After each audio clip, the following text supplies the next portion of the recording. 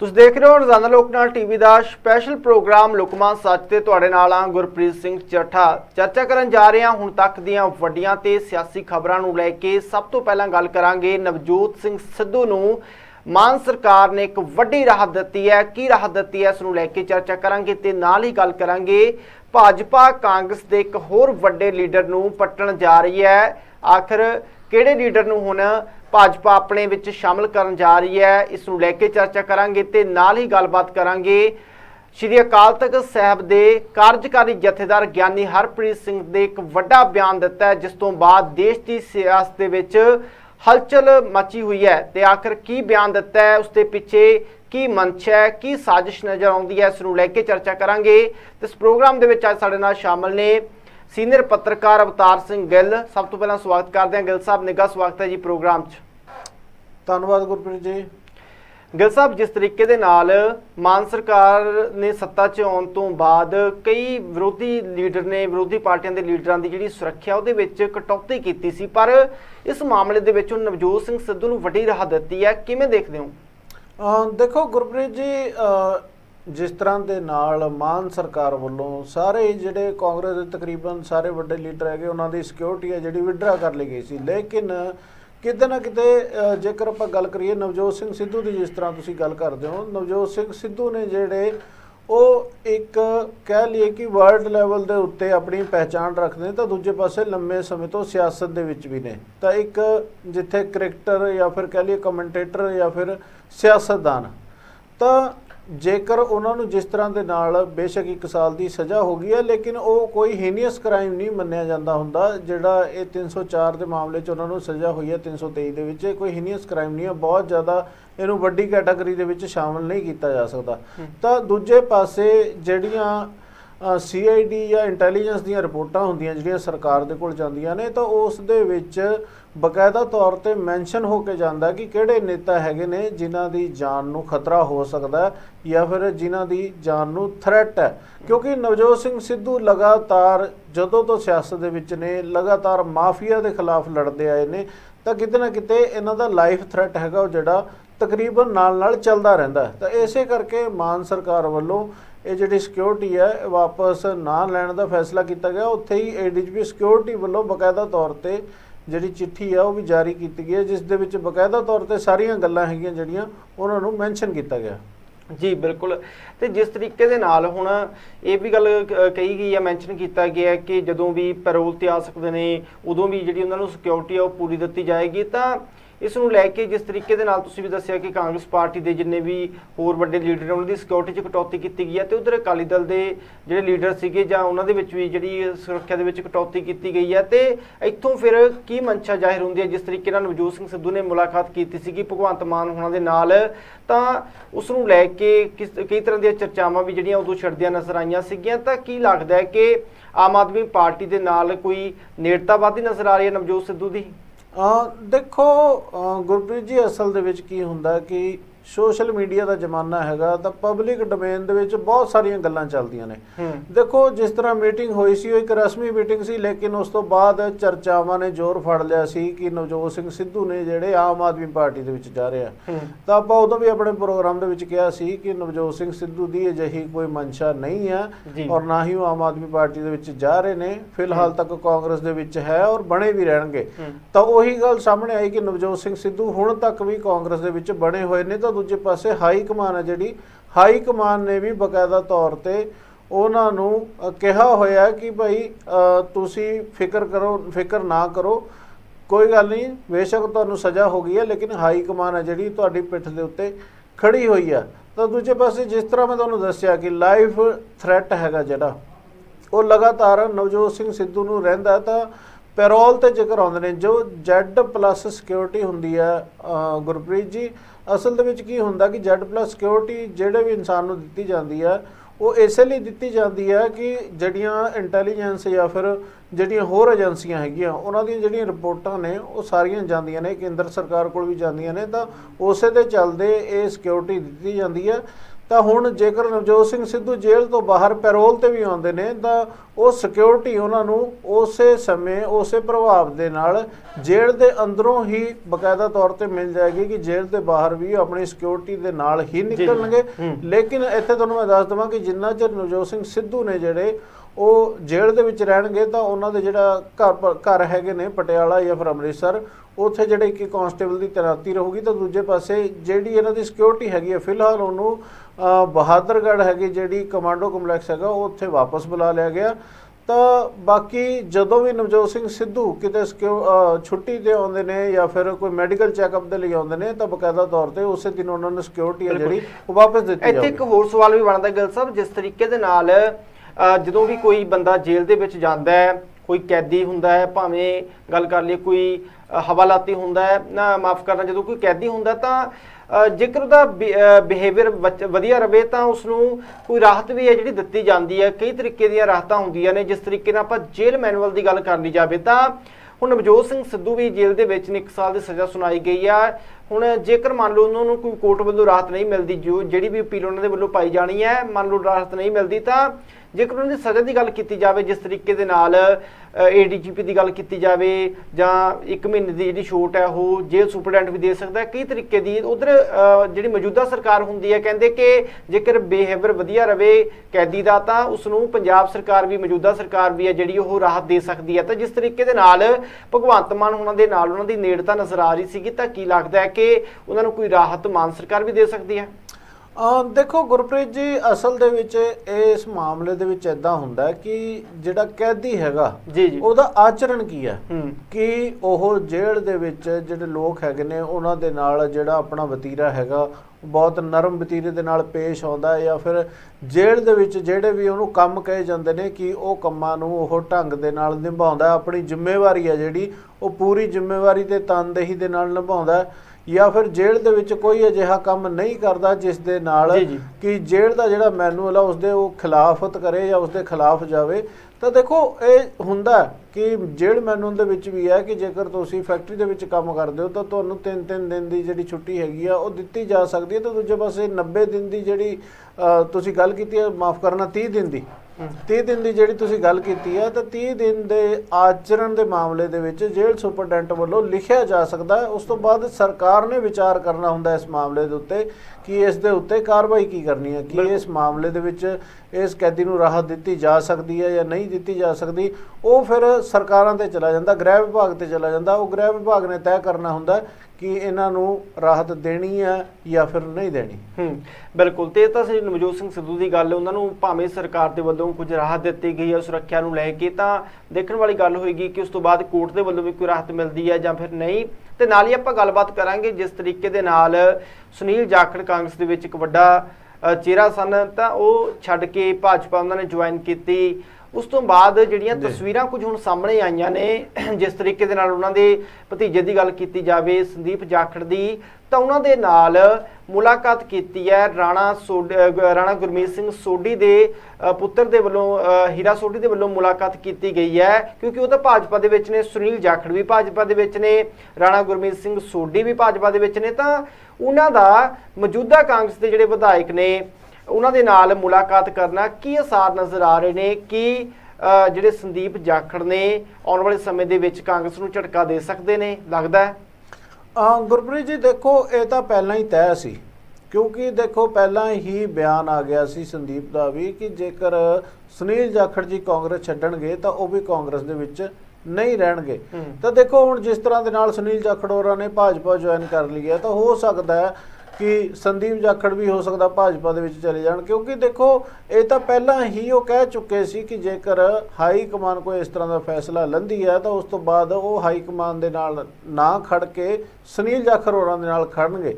ਤਾਂ ਦੂਜੇ ਪਾਸੇ ਹੋਰ ਵੀ ਬਹੁਤ ਸਾਰੇ ਇਹਨਾਂ ਦੇ ਜਿਹੜੇ ਨੇੜਲੇ ਲੀਡਰ ਹੈਗੇ ਨੇ ਆਉਣ ਵਾਲੇ ਦਿਨਾਂ ਦੇ ਵਿੱਚ ਉਹ ਵੀ ਜਾ ਸਕਦੇ ਨੇ, ਕਿਉਂਕਿ ਅਸਲ ਦੇ ਵਿੱਚ ਮਾਮਲਾ ਕੀ ਹੈ, ਅਸਲ ਦੇ ਵਿੱਚ BJP ਬਿਲਕੁਲ ਇਹ ਚਾਹੁੰਦੀ ਹੈ ਕਿ ਪੰਜਾਬ ਦੇ ਜਿਹੜੇ ਵੱਡੇ ਲੀਡਰ ਹੈਗੇ ਨੇ ਉਹਨਾਂ ਨੂੰ ਆਪਣੇ ਪਾਲੇ ਦੇ ਵਿੱਚ ਕਰ ਲਿਆ ਜਾਵੇ, ਕਿਉਂਕਿ ਜਿਸ ਤਰ੍ਹਾਂ ਦੇ ਨਾਲ ਗੱਲ ਕਰ ਲਈਏ ਲੰਮੇ ਸਮੇਂ ਤੋਂ BJP ਸੰਘਰਸ਼ ਕਰ ਰਹੀ ਹੈ। ਗੱਲ ਕਰ ਲਈਏ ਜਦੋਂ ਦਾ ਦੇਸ਼ ਆਜ਼ਾਦ ਹੋਇਆ ਉਦੋਂ ਤੋਂ ਬੀਜੇਪੀ ਦਾ ਸੰਘਰਸ਼ ਚੱਲ ਰਿਹਾ ਕਿ ਕਿਸੇ ਨਾ ਕਿਸੇ ਤਰੀਕੇ ਪੰਜਾਬ ਦੇ ਉੱਤੇ ਸੱਤਾ ਕਾਇਮ ਕੀਤੀ ਜਾਵੇ। ਲੇਕਿਨ ਇਹ ਇੱਕ ਸੁਪਨਾ ਜਿਹੜਾ ਉਹ ਸਾਕਾਰ ਹੁੰਦਾ ਨਜ਼ਰ ਨਹੀਂ ਆ ਰਿਹਾ। ਬੇਸ਼ੱਕ ਭਾਈਵਾਲ ਪਾਰਟੀ ਨਾਲ ਰਲ ਕੇ ਉਹਨਾਂ ਨੇ ਰਾਜ ਜ਼ਰੂਰ ਕੀਤਾ, ਲੇਕਿਨ ਉਸ ਸਮੇਂ ਦੇ ਵਿੱਚ ਅਕਾਲੀ ਦਲ ਨੇ ਭਾਜਪਾ ਦੇ ਪੈਰ ਨਹੀਂ ਲੱਗਣ ਦਿੱਤੇ। ਉਹਨਾਂ ਨੂੰ 3 ਤੋਂ 4 ਸੀਟਾਂ ਜਿਹੜੀਆਂ ਵੱਧ ਤੋਂ ਵੱਧ ਦਿੱਤੀਆਂ ਜਾਂਦੀਆਂ ਸੀ, ਜਿਸ ਨਾਲ ਭਾਜਪਾ ਨੂੰ ਉਹ ਸੰਤੁਸ਼ਟੀ ਨਹੀਂ ਮਿਲਦੀ ਸੀ ਜੋ ਉਹ ਚਾਹੁੰਦੇ ਸੀਗੇ। ਉਹ ਚਾਹੁੰਦੇ ਸੀ ਕਿ ਪੂਰੇ ਪੰਜਾਬ ਦੇ ਉੱਤੇ ਬੀਜੇਪੀ ਦਾ ਰਾਜ ਹੋਵੇ।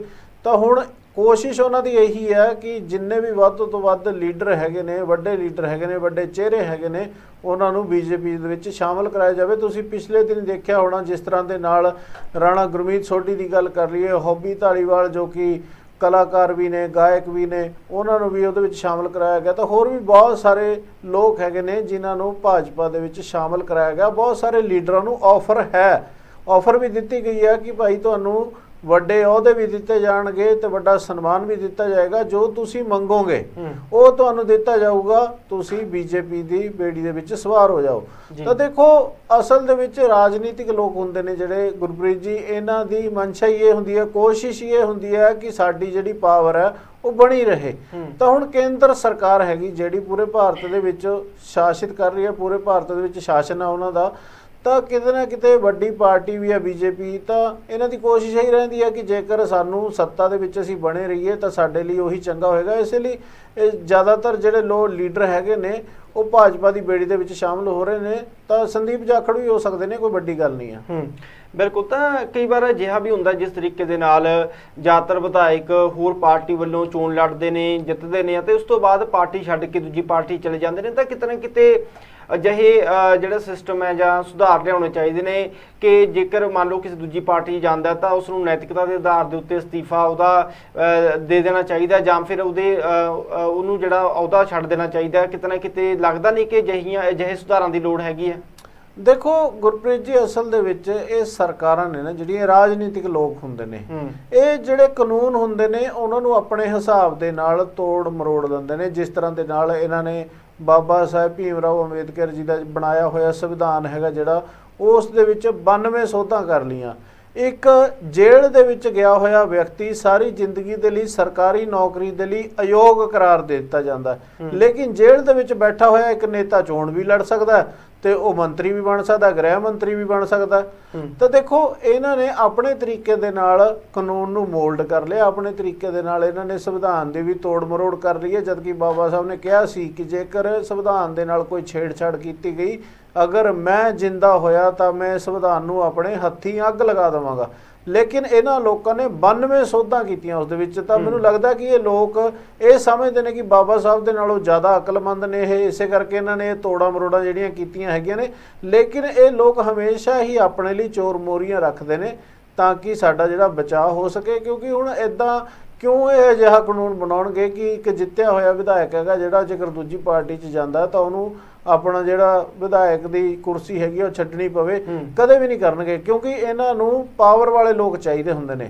ਤਾਂ ਅਜਿਹੇ ਕਾਨੂੰਨ ਮੈਨੂੰ ਨਹੀਂ ਲੱਗਦਾ ਗੁਰਪ੍ਰੀਤ ਜੀ ਕਿ ਆਉਣ ਵਾਲੇ ਸਮੇਂ ਦੇ ਵਿੱਚ ਬਣਦੇ ਨਜ਼ਰ ਆਉਂਦੇ। ਪਰ ਸਮੇਂ ਦੀ ਮੰਗ ਜ਼ਰੂਰ ਹੈਗੀ ਆ ਕਿ ਜੇਕਰ ਤੁਸੀਂ ਇੱਕ ਪਾਰਟੀ ਤੋਂ ਜਿੱਤਦੇ ਹੋ ਤੇ ਦੂਜੀ ਪਾਰਟੀ 'ਚ ਚਲੇ ਜਾਂਦੇ ਛੱਡ ਕੇ, ਤਾਂ ਤੁਹਾਨੂੰ ਫਿਰ ਉਹ ਅਹੁਦਾ ਵੀ ਛੱਡਣਾ ਚਾਹੀਦਾ।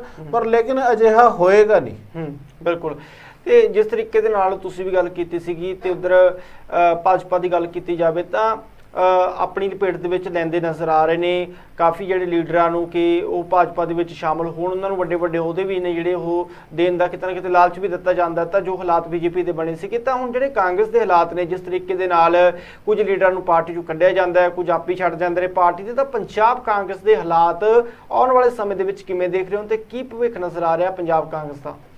ਦੇਖੋ ਗੁਰਪ੍ਰੀਤ ਜੀ, ਅਸਲ ਦੇ ਵਿੱਚ ਪੰਜਾਬ ਕਾਂਗਰਸ ਦੇ ਵਿੱਚ ਕਹਿ ਲਈਏ ਕਿ ਜਿੰਨੇ ਮੂੰਹ ਨੇ ਉਨੇ ਹੀ ਰਾਹ ਨੇ। ਅਸਲ ਦੇ ਵਿੱਚ ਬੁਰੀ ਤਰ੍ਹਾਂ ਦੇ ਨਾਲ ਖਿਲਰੀ ਹੋਈ ਆ ਪੰਜਾਬ ਕਾਂਗਰਸ। ਇਹਨਾਂ ਦੀਆਂ ਖਿੱਲਾਂ ਜਮਾਂ ਹੀ ਖਿਲਰੀਆਂ ਪਈਆਂ ਨੇ। ਜੇਕਰ ਇੱਕ ਨੇਤਾ ਦਿੱਲੀ ਨੂੰ ਤੁਰਿਆ ਹੁੰਦਾ ਤਾਂ ਦੂਜਾ ਅੰਮ੍ਰਿਤਸਰ ਨੂੰ ਤੁਰਿਆ ਹੁੰਦਾ, ਜੇਕਰ ਇੱਕ ਚੰਡੀਗੜ੍ਹ ਨੂੰ ਤੁਰਿਆ ਹੁੰਦਾ ਦੂਜਾ ਬਠਿੰਡੇ ਨੂੰ ਤੁਰਿਆ ਹੁੰਦਾ। ਇਹਨਾਂ ਦੀ ਆਪਸ 'ਚ ਕੋਈ ਕੋਆਰਡੀਨੇਸ਼ਨ ਨਹੀਂ ਹੈ, ਕੋਈ ਇੱਕ ਦੂਜੇ ਦੇ ਨਾਲ ਇਹਨਾਂ ਦੀ ਸਹਿਮਤੀ ਨਹੀਂ ਹੈ। ਔਰ ਹਮੇਸ਼ਾ ਹੀ ਜੇਕਰ ਕੋਈ ਕੰਮ ਕਰਨਾ ਚਾਹੁੰਦਾ ਤਾਂ ਇਹ ਲੋਕ ਉਹਦੀਆਂ ਲੱਤਾਂ ਖਿੱਚਦੇ ਨੇ।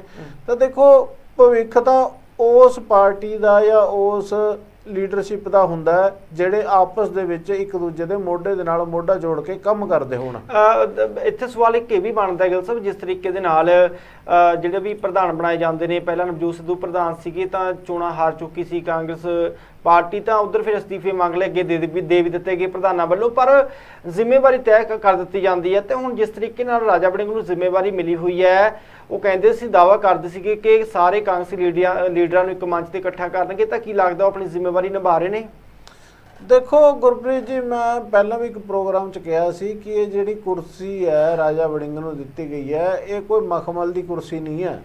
ਇਹ ਕੁਰਸੀ ਕੰਡਿਆਂ ਦਾ ਤਾਜ ਹੈਗੀ ਹੈ। ਜਿਹੜਾ ਤਾਜ ਪਹਿਨਾਇਆ ਗਿਆ ਵੀ ਕੰਡਿਆਂ ਦਾ ਤਾਜ ਹੈ। ਤਾਂ ਇਹ ਰਾਜਾ ਵੜਿੰਗ ਦੇ ਲਈ ਬੜਾ ਮੁਸ਼ਕਲ ਸਮਾਂ, ਬੜੀ ਮੁਸ਼ਕਲ ਘੜੀ ਹੈ, ਕਿਉਂਕਿ ਰਾਜਾ ਵੜਿੰਗ ਤੋਂ ਬਹੁਤ ਉੱਤੇ ਵਾਲੇ ਜਿਹੜੇ ਲੀਡਰ ਬੈਠੇ ਨੇ, ਜਿਹੜੇ ਕਬੂਲ ਹੀ ਨਹੀਂ ਕਰਦੇ ਇਸ ਗੱਲ ਨੂੰ ਕਿ ਰਾਜਾ ਵੜਿੰਗ ਦੀ ਜਿਹੜੀ ਪ੍ਰਧਾਨਗੀ ਆ ਉਸ ਨੂੰ ਕਬੂਲ ਹੀ ਨਹੀਂ ਕਰ ਸਕਦੇ, ਕਿਉਂਕਿ ਸੁਖਜਿੰਦਰ ਰੰਧਾਵਾ ਹੋ ਗਏ, ਪ੍ਰਤਾਪ ਸਿੰਘ ਬਾਜਵਾ ਹੋ ਗਏ, ਜਿਹੜੇ ਆਪਣੇ ਆਪ ਨੂੰ ਸੁਪਰੀਮੋ ਸਮਝਦੇ ਨੇ ਕਿ ਸਾਡੇ ਤੋਂ ਵੱਡਾ ਲੀਡਰ ਨਹੀਂ ਆ ਕੋਈ, ਤਾਂ ਉਹ ਕਿਸ ਤਰ੍ਹਾਂ ਦੇ ਨਾਲ ਅਮਰਿੰਦਰ ਸਿੰਘ ਰਾਜਾ ਵੜਿੰਗ ਦੀ ਗੱਲ ਮੰਨ ਲੈਣਗੇ? ਇਹ ਬਹੁਤ ਵੱਡਾ ਇੱਕ ਕਹਿ ਲਈਏ ਚੈਲੰਜ ਹੈਗਾ ਅਮਰਿੰਦਰ ਸਿੰਘ ਰਾਜਾ ਵੜਿੰਗ ਦੇ ਲਈ ਕਿ ਇਹ ਕਾਂਗਰਸ ਦੇ ਸਾਰੇ ਜਿਹੜੇ ਲੀਡਰ ਹੈਗੇ ਨੇ ਉਹਨਾਂ ਨੂੰ ਇੱਕ ਮੰਚ ਤੇ ਲੈ ਆਉਣ।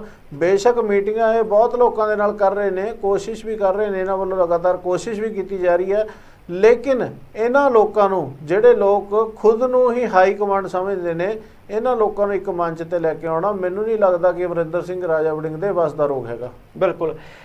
ਤੇ ਨਾਲ ਹੀ ਗੱਲ ਕਰਾਂਗੇ ਆਪਾਂ ਸ਼੍ਰੀ ਅਕਾਲ ਤਖਤ ਸਾਹਿਬ ਦੇ ਜਥੇਦਾਰ ਦੇ ਵੱਲੋਂ ਜਿਹੜਾ ਇੱਕ ਬਿਆਨ ਦਿੱਤਾ ਗਿਆ ਹੈ ਗਿਆਨੀ ਹਰਪ੍ਰੀਤ ਸਿੰਘ ਜੀ ਦੇ ਵੱਲੋਂ ਕਿ ਲਾਇਸੈਂਸੀ ਹਥਿਆਰ ਰੱਖਣੇ ਚਾਹੀਦੇ ਨੇ, ਉਹਨਾਂ ਨੇ ਅਪੀਲ ਕੀਤੀ ਹੈ ਸਾਰਿਆਂ ਨੂੰ, ਤਾਂ ਕਿਵੇਂ ਦੇਖਦੇ ਹੋ ਜਿਹੇ ਬਿਆਨ ਨੂੰ? ਇਸ ਉੱਤੇ ਸਿਆਸਤ ਵੀ ਜਿਹੜੀ ਉਹ ਵੀ ਭਖੀ ਹੋਈ ਹੈ, ਤਾਂ ਕੀ ਲੱਗਦਾ ਅਜਿਹਾ ਬਿਆਨ ਕਿਉਂ ਦਿੱਤਾ ਗਿਆ? ਕੀ ਲੱਗਦਾ ਜੰਗ ਲੱਗੀ ਹੋਈ ਹੈ ਪੰਜਾਬ 'ਚ? ਗੁਰਪ੍ਰੀਤ ਜੀ, ਤੁਸੀਂ ਬੜਾ ਹਾਸੋਹੀਣਾ ਜਿਹਾ ਸਵਾਲ ਕਰ ਦਿੱਤਾ, ਗੰਭੀਰ ਵੀ ਆ, ਹਾਸੋਹੀਣਾ ਵੀ ਆ ਜੀ। ਸਭ ਤੋਂ ਵੱਡੀ ਗੱਲ ਪਤਾ ਕੀ ਆ, ਅਸਲ ਦੇ ਵਿੱਚ ਇਹ ਜਥੇਦਾਰ ਹੈ ਹੀ ਨਹੀਂ, ਇਹ ਕਾਰਜਕਾਰੀ ਜਥੇਦਾਰ ਹੈ, ਕਿਉਂਕਿ 12 ਸਾਲ ਤੋਂ ਜਿਹੜੀ ਐਸਜੀਪੀਸੀ ਦੀ ਚੋਣ ਨਹੀਂ ਹੋਈ, ਤਾਂ ਜਿਹੜੇ ਪ੍ਰਧਾਨ ਨਿਕਲਦੇ ਨੇ ਉਹ ਬਾਦਲਾਂ ਦੇ ਲਿਫਾਫੇ 'ਚੋਂ ਨਿਕਲਦੇ ਨੇ। ਤਾਂ ਪਹਿਲਾਂ ਦੇਖੋ ਇਹਨਾਂ ਵੱਲੋਂ ਇੱਕ ਬਿਆਨ ਦਿੱਤਾ ਜਾਂਦਾ ਹੈ ਕਿ ਭਾਈ ਪੰਥ ਨੂੰ ਖਤਰਾ ਹੈ ਤਾਂ ਵੋਟਾਂ ਬਾਦਲਾਂ ਨੂੰ ਪਾਓ। ਬਈ ਇਹਨਾਂ ਨੇ ਆਪਣੇ ਆਕਾ ਖੁਸ਼ ਕਰਨੇ ਨੇ, ਜੋ ਹੁਕਮ ਇਹਨਾਂ ਦੇ ਆਕਾ ਵੱਲੋਂ ਦਿੱਤਾ ਜਾਂਦਾ ਉਹੀ ਇਹ ਆ ਕੇ ਮੀਡੀਆ ਦੇ ਸਾਹਮਣੇ ਜਾਂ ਫਿਰ ਕਿਸੇ ਸੋਸ਼ਲ ਮੀਡੀਆ ਪਲੇਟਫਾਰਮ ਤੋਂ ਉਹ ਗੱਲਾਂ ਬੋਲ ਦਿੰਦੇ ਨੇ। ਪਹਿਲਾਂ ਵੀ ਬੜੇ ਵਿਵਾਦਿਤ ਜਿਹੜੇ ਬਿਆਨ ਨੇ ਦੇ ਚੁੱਕੇ ਨੇ, ਬੇਸ਼ੱਕ ਉਹ ਗਰਭ ਧਾਰਨ ਵਾਲੇ ਮਾਮਲੇ ਨੂੰ ਲੈ ਕੇ ਕਰ ਲਈਏ ਆਪਾਂ ਗੱਲ, ਕਿ IVF ਜਿਹੜੇ ਸੈਂਟਰ ਹੈਗੇ ਨੇ ਉਹਨਾਂ ਨੂੰ ਲੈ ਕੇ ਵੀ ਇਹਨਾਂ ਨੇ ਬਿਆਨ ਦਿੱਤਾ ਸੀ ਕਿ ਭਾਈ ਉੱਥੇ ਪੰਜਾਬੀਆਂ ਦੀ ਜਿਹੜੀ ਨਸਲ ਹੈ ਉਹ ਖਰਾਬ ਕੀਤੀ ਜਾ ਰਹੀ ਹੈ। ਚਲੋ ਠੀਕ ਹੈ, ਆਪਾਂ ਮੰਨਦੇ ਹਾਂ ਕਿ ਉਹ ਗੰਭੀਰ ਬਿਆਨ ਹੈਗਾ, ਉਸ ਦੀ ਜਾਂਚ ਹੋਣੀ ਚਾਹੀਦੀ ਹੈ, ਜ਼ਰੂਰਤ ਹੈਗੀ ਹੈ, ਲੇਕਿਨ ਇਹਦੇ ਪਿੱਛੇ ਕਾਰਨ ਕੀ ਹੈ? ਕਾਰਨ ਲੱਭਣ ਦੀ ਜਗ੍ਹਾ ਤੇ ਜਥੇਦਾਰ ਸਾਹਿਬ ਅਜਿਹੇ ਪੁੱਠੇ ਸਿੱਧੇ ਬਿਆਨ ਦੇਈ ਜਾਂਦੇ ਨੇ ਕਿ ਹਥਿਆਰ ਰੱਖਣੇ ਚਾਹੀਦੇ ਨੇ, ਲਾਇਸੈਂਸੀ ਹਥਿਆਰ ਰੱਖਣੇ ਚਾਹੀਦੇ ਨੇ। ਲਾਇਸੈਂਸੀ ਹਥਿਆਰ ਰੱਖਣ ਨਾਲ ਕੀ ਹੋ ਜਾਊਗਾ? ਜਥੇਦਾਰ ਸਾਹਿਬ ਨੂੰ ਕੋਈ ਪੁੱਛਣ ਵਾਲਾ ਹੋਵੇ, ਜਥੇਦਾਰ ਸਾਹਿਬ ਨੂੰ ਲਾਇਸੈਂਸੀ ਪਿਸਤੌਲ ਲੈ ਦਿੰਦੇ ਆ, ਕਹਿ ਦਿੰਦੇ ਆ ਭਾਈ ਕਿਸੇ ਤੇ ਗੋਲੀ ਮਾਰ ਦਿਓ, ਉਹ ਨਹੀਂ ਮਾਰੀ ਜਾਣੀ। ਉਹ ਲਾਇਸੈਂਸੀ ਹਥਿਆਰ ਦੀ ਵੀ ਰਾਖੀ ਕਰਨੀ ਪੈਂਦੀ ਹੈ। ਜਥੇਦਾਰ ਸਾਹਿਬ ਅਕਲ ਨੂੰ ਹੱਥ ਮਾਰੋ ਮਾੜਾ ਮੋਟਾ, ਤੁਸੀਂ ਬਹੁਤ ਵੱਡੇ ਅਹੁਦੇ ਦੇ ਉੱਤੇ ਬੈਠੇ ਹੋਏ ਹੋ। ਇਹ ਕੱਲੀ ਬਾਦਲਾਂ ਦੀ ਟੱਲੀ ਨਾ ਖੜਕਾਓ ਵੀ ਬਾਦਲਾਂ ਨੇ ਤੁਹਾਨੂੰ ਕਹਿਤਾ ਪੰਥ ਖਤਰੇ 'ਚ ਹੈ, ਤਾਂ ਤੁਸੀਂ ਹਥਿਆਰਾਂ ਤੱਕ ਦੇ ਬਿਆਨ ਦੇਤੇ ਵੀ ਆਪਣੇ ਹਥਿਆਰ ਵੀ ਸਾਰੇ ਜੀ ਆਪਣੇ ਹਥਿਆਰ ਰੱਖੋ, ਲਾਇਸੈਂਸੀ ਹਥਿਆਰ ਰੱਖੋ। ਲਾਇਸੈਂਸੀ ਹਥਿਆਰਾਂ ਦੇ ਨਾਲ ਕਦੇ ਜੰਗ ਨਹੀਂ ਲੜੀ ਜਾਂਦੀ ਹੁੰਦੀ ਜਥੇਦਾਰ ਸਾਹਿਬ, ਇਹ ਗੱਲ ਮੇਰੀ ਨੋਟ ਕਰਕੇ ਰੱਖਿਓ। ਜੰਗ ਲੜਨ ਵਾਲੇ ਹਥਿਆਰ ਕੋਈ ਹੋਰ ਹੀ ਹੁੰਦੇ ਨੇ। ਤਾਂ ਅਜਿਹੇ ਜਿਹੜੇ ਬਿਆਨ ਨੇ ਇਹ ਸਿਰਫ ਤੇ ਸਿਰਫ ਆਪਣੇ ਆਕਾਵਾਂ ਨੂੰ ਖੁਸ਼ ਕਰਨ ਦੇ ਲਈ ਦਿੱਤੇ ਜਾਂਦੇ ਨੇ, ਔਰ ਸਾਫ਼ ਤੌਰ ਤੇ ਸਾਰਾ ਪੰਜਾਬ ਜਾਣਦਾ ਹੈ ਕਿ ਗਿਆਨੀ ਹਰਪ੍ਰੀਤ ਸਿੰਘ ਜੀ ਦੇ ਆਕਾ ਕੌਣ ਨੇ। ਉਹ ਸੁਖਬੀਰ ਸਿੰਘ ਬਾਦਲ ਨੇ। ਸੁਖਬੀਰ ਸਿੰਘ ਬਾਦਲ ਨੇ ਕਹਿਤਾ ਹੋਣਾ ਦੇ ਦਿਓ ਭਾਈ ਇਹੋ ਜਿਹੇ ਬਿਆਨ। ਕੱਲ੍ਹ ਨੂੰ ਇਹ ਤਾਂ ਇਹ ਵੀ ਬਿਆਨ ਦੇ ਸਕਦੇ ਨੇ ਵੀ ਭਾਈ ਸਾਰਾ ਜਿਹੜਾ ਸਿੱਖ ਪੰਥ ਹੈਗਾ, ਉਹ ਜਿਹੜੇ ਬਾਦਲ ਹੈਗੇ ਨੇ ਉਹਨਾਂ ਨੂੰ ਸਰਵਉੱਚ ਮੰਨ ਲੈਣ, ਉਹਨਾਂ ਦੇ ਅੱਗੇ ਗੋਡੇ ਟੇਕ ਦੇਣ, ਉਹਨਾਂ ਨੂੰ ਝੁੱਕ ਕੇ ਮੱਥਾ ਟੇਕਿਆ ਕਰਨ। ਇਹ ਤਾਂ ਗੁਰੂ ਦੀ ਹਜ਼ੂਰੀ 'ਚ ਬੈਠ ਕੇ ਗੁਰੂ ਦੀਆਂ ਜੜ੍ਹਾਂ ਵੱਢਣ ਵਾਲੀਆਂ ਗੱਲਾਂ ਕਰ ਰਹੇ ਨੇ। ਤਾਂ ਅਜਿਹੇ ਮੈਂ ਕਹਿੰਦਾ ਬੇਸਲੈਸ ਬਿਆਨ ਸ਼ੋਭਾ ਨਹੀਂ ਦਿੰਦੇ। PhD ਕੀਤੀ ਹੋਈ ਹੈ, ਮੈਂ ਕਹਿੰਦਾ ਕਿਹੜੀ ਖੇਲ ਹਟਾਈਏ ਫਿਰ ਤੁਸੀਂ PhD ਕਰਕੇ, ਜੇਕਰ ਤੁਸੀਂ ਇਹੋ ਜਿਹੇ ਬਚਕਾਨਾ ਬਿਆਨ ਦੇਣੇ ਨੇ, ਉਹ ਬਿਆਨ ਦੇਣੇ ਨੇ ਜਿਹੜੇ ਸਿਆਸੀ ਤੌਰ ਤੇ ਪੂਰੀ ਤਰ੍ਹਾਂ ਦੇ ਨਾਲ ਸਿਆਸੀ ਰੰਗਤ ਵਾਲੇ ਬਿਆਨ ਹੈਗੇ ਨੇ, ਜਿਹੜੇ ਸਿਆਸਤ ਤੋਂ ਪ੍ਰੇਰਿਤ ਬਿਆਨ ਹੈਗੇ ਨੇ। ਤੁਸੀਂ ਇਹ ਪੰਜਾਬ ਦੇ ਵਿੱਚ ਅੱਗ ਲਾਉਣ ਵਾਲੇ ਬਿਆਨ ਕਿਸ ਗੱਲ ਲਈ ਦੇ ਰਹੇ ਹੋ? ਵਾਕਈ ਚੱਠਾ ਸਾਹਿਬ, ਜਿਸ ਤਰ੍ਹਾਂ ਤੁਸੀਂ ਕਿਹਾ ਸਵਾਲ ਦੇ ਵਿੱਚ ਕਿ ਪੰਜਾਬ 'ਚ ਜੰਗ ਲੱਗੀ ਹੋਈ ਹੈ, ਤਾਂ ਮੈਨੂੰ ਲੱਗਦਾ ਜਥੇਦਾਰ ਸਾਹਿਬ ਨੂੰ ਹੋ ਸਕਦਾ ਲੱਗਦਾ ਹੋਵੇ ਭਾਈ ਦੂਜਾ ਯੂਕਰੇਨ ਬਣਨ ਜਾ ਰਿਹਾ ਪੰਜਾਬ, ਇੱਥੇ ਵੀ ਕੋਈ ਰੂਸ ਹਮਲਾ ਕਰ ਦੇਗਾ ਜਾਂ ਕੋਈ ਹੋਰ ਆ ਕੇ ਕਰ ਦੇਗਾ ਹਮਲਾ, ਪਾਕਿਸਤਾਨ ਹਮਲਾ ਕਰ ਦੇਗਾ, ਭਾਈ ਹਥਿਆਰ ਰੱਖੋ।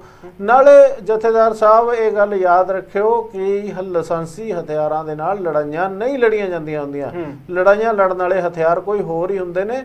ਤਾਂ ਅਜਿਹੇ ਹਾਸੋਹੀਣੇ ਔਰ ਅਜਿਹੇ ਬਚਕਾਨਾ ਬਿਆਨ ਦੇਣ ਤੋਂ ਬਚਣਾ ਚਾਹੀਦਾ। ਜਦੋਂ ਤੁਸੀਂ ਇੱਕ ਸਨਮਾਨਿਤ ਅਹੁਦੇ ਦੇ ਉੱਤੇ ਬੈਠੇ ਹੋਵੋ ਤਾਂ ਸਿਰਫ ਤੇ ਸਿਰਫ ਆਪਣੇ ਅਕਾਵਾਂ ਦੇ ਲਈ ਹੀ ਅਜਿਹਾ ਕੁਝ ਨਾ ਕਰੋ ਕਿ ਤੁਸੀਂ ਕੱਲ੍ਹ ਨੂੰ ਇੱਕ ਹੋਰ ਅਜਿਹਾ ਬਿਆਨ ਦੇ ਦਿਓ ਕਿ ਭਾਈ ਸਾਰੀ ਸਿੱਖ ਕੌਮ ਹੈਗੀ ਹੈ ਜਿਹੜੀ ਉਹ ਬਾਦਲ ਪਰਿਵਾਰ ਅੱਗੇ ਸਮਰਪਣ ਕਰ ਦੇਵੇ ਤੇ ਸਾਰੀ ਉਮਰ ਜਿਹੜੀ ਬਾਦਲਾਂ ਦੀ ਚਾਕਰੀ ਕਰੇ ਤੇ ਇਸ ਬਾਦਲ ਪਰਿਵਾਰ ਦੀ ਹੀ ਜਿਹੜੀ ਨੌਕਰੀ ਕਰ ਲਵੇ ਸਿੱਖ ਕੌਮ ਜਾਣਦੀ ਹੈ ਉਸ ਨੂੰ ਕੀ ਕਰਨਾ ਚਾਹੀਦਾ। ਸਿੱਖ ਕੌਮ ਬਿਨਾਂ ਹਥਿਆਰਾਂ ਤੋਂ ਵੀ ਲੜਦੀ ਰਹੀ ਹੈ। ਇਹ ਉਹ ਕੌਮ ਹੈ ਜਿਹਨੇ ਘੋੜਿਆਂ ਦੇ ਉੱਤੇ ਬੈਠ ਕੇ 12-12 ਰਾਤਾਂ ਗੁਜ਼ਾਰੀਆਂ ਨੇ ਔਰ ਖੰਡੇ ਦੀ ਧਾਰ ਦੇ ਉੱਤੇ ਚੰਗੇ ਅਬਦਾਲੀ ਵਰਗੇ ਕਹਿੰਦੇ ਕਹਾਉਂਦੇ ਨਠਾਏ ਨੇ। ਇਹਨਾਂ ਨੂੰ ਲਾਇਸੈਂਸੀ ਹਥਿਆਰਾਂ ਦੀ ਕੋਈ ਲੋੜ ਨਹੀਂ ਹੈ। ਸਿੱਖ ਕੌਮ ਵੈਸੇ ਹੀ ਲੜਨ ਨੂੰ ਮਾਰਸ਼ਲ ਕੌਮ ਹੈ, ਇਹ ਸਾਰੀ ਦੁਨੀਆ ਜਾਣਦੀ ਹੈ। ਤਾਂ ਜਥੇਦਾਰ ਸਾਹਿਬ ਨੂੰ ਮਾੜਾ ਮੋਟਾ ਅਕਲ ਨੂੰ ਹੱਥ ਮਾਰਨਾ ਚਾਹੀਦਾ। ਬਿਲਕੁਲ, ਤਾਂ ਕਿਤੇ ਨਾ ਕਿਤੇ ਇਸ ਬਿਆਨ ਦੇ ਉੱਤੇ ਸਿਆਸਤ ਵੀ ਜਿਹੜੀ ਪੂਰੀ ਤਰ੍ਹਾਂ ਦੇ ਨਾਲ ਭਖੀ ਹੋਈ ਹੈ ਤੇ ਵਿਰੋਧੀ ਨੇ ਜਿਹੜੇ ਇਲਜ਼ਾਮ ਲਾ ਰਹੇ ਨੇ ਕਿ ਮਾਹੌਲ ਖਰਾਬ ਕਰਨ ਦੀਆਂ ਜਿਹੜੀਆਂ ਕੋਸ਼ਿਸ਼ਾਂ ਨੇ ਉਹ ਕੀਤੀਆਂ ਜਾ ਰਹੀਆਂ ਨੇ ਜਾਂ ਫਿਰ ਅਜਿਹੇ ਬਿਆਨ ਤੋਂ ਬਾਅਦ ਮਾਹੌਲ ਖਰਾਬ ਹੋ ਸਕਦਾ ਹੈ। ਜਿਹੇ ਇਲਜ਼ਾਮ ਨੇ ਹੁਣ ਵਿਰੋਧੀ ਪਾਰਟੀਆਂ ਲਗਾਉਂਦੀਆਂ ਨਜ਼ਰ ਆ ਰਹੀਆਂ ਨੇ। ਤੇ ਬਹੁਤ ਬਹੁਤ ਧੰਨਵਾਦ ਤੁਹਾਡਾ ਗਿੱਲ ਸਾਹਿਬ ਪ੍ਰੋਗਰਾਮ 'ਚ ਕੀਮਤੀ ਸਮਾਂ ਦੇਣ ਦੇ ਲਈ। ਧੰਨਵਾਦ ਗੁਰਪ੍ਰੀਤ ਜੀ।